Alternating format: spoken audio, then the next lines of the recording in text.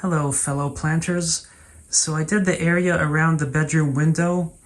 I had these 5 pieces that are identically cut sizes of particle board, which I painted, and using 6-foot long threaded rods, I built this shelf that you can see on the right, so I was able to go vertically and have the plants more hugging the window than something like the 2 items on the left, which are sticking out further. Now right there at the bottom is one of my Begonia maculatas, a nice green spotted angel wing cane begonia, and I'm going to take some cuttings from this and propagate. I've done other propagation videos in the past and I was successful, so just in case anyone did not get to watch those videos, this one is another one similar in fashion, but yeah, I've even sold one on Facebook Marketplace. I mean, propagating plants is a great way to make a little bit of money on the side. So as you can see, I have some nice pieces that have grown really tall, and I have a few new canes that are coming out, like this one here on the left and one down there. But I have all this undergrowth from here, here, and down there. So I'm going to take those and get me some new plantlets out of them. To take the cuttings, I'm going to use some nice pruning shears, just some of the long ones versus a regular pruner. And a lot of people, they'll, in their videos, they'll spray these down and wipe them with rubbing alcohol.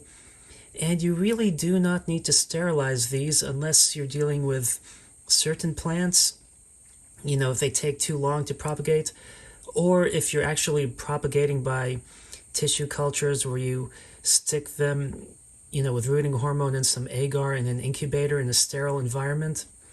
But when you stick these in the soil, they're going to be plagued with all sorts of contaminants.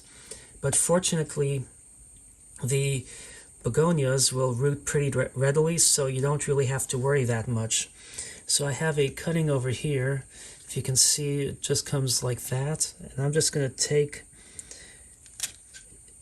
it like this. So this is one that I'm going to stick in the soil and get a new plant. So then this one here, it has another branch growing up there, so I'm debating 1 here, 2 here, and 3 there. I'm debating if I want to cut this and have one develop from it or not. But this one here, it's a nice long stem, and I actually want to cut it from behind this. Oh, perfect. So I'm going to cut it from here, and it fell. So now I have that. So I'm debating whether I want this or not. So let me see if I do cut it, or I'm actually going to cut one from the back, which you'll see in a moment. And I cut this one. It's a little smaller than I had liked, but, it will grow. So now that I have 3 cuttings, since I have 3 pots prepared, let's go and propagate these. So I have these 3 pots I filled with potting soil. I put them in a container and used a grocery bag to help keep the water from leaking. And one of these I have as a stem, and as long as I have a node that I can stick in the soil, this will do well. And then this one, it's like a branch, but I'm going to make sure this part might be easier holding it this way, holding the branch, and this way I'm actually getting a node in the soil too, which is nice. And the third one, the tinier one, is the same thing where I have a branch with a node, and I'm going to stick that in the soil.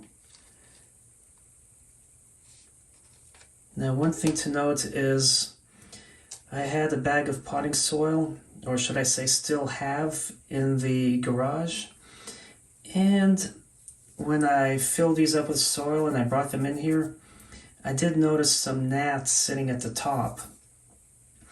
So I manually killed a bunch, and hopefully as I water, any that are inside will get flattened, but keep in mind that that is a way that you can generate a gnat infestation by having moist potting soil that they like, and you bring that indoors. So now I water these very, very generously. And you want to keep the water nice and soggy for the first week or so.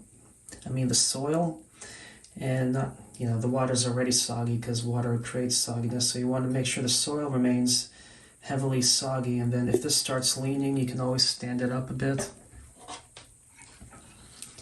And the reason you do want to keep this really moist is to ensure that it stays well hydrated and doesn't dry out, but they'll root fairly fast. You see there's a little gnat that I need to kill there.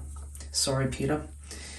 And anyway, so as long as the soil is overly saturated when you begin, then as it dries out, you have the roots forming, you get a much better way of, and I might just leave that leaning because new canes will start growing anyway.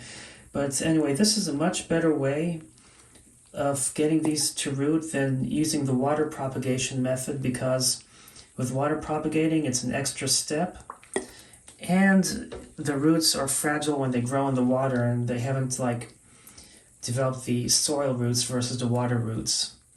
So anyway, now I'll just place this in an area against a window so it gets enough bright light, but on a east or west facing window to ensure that I don't have really intense direct light hitting it all day. And this way it's going to grow nicely, and I'll have some 3 new plantlets which I can sell on Facebook Marketplace. I hope you enjoyed this video. Thanks for watching.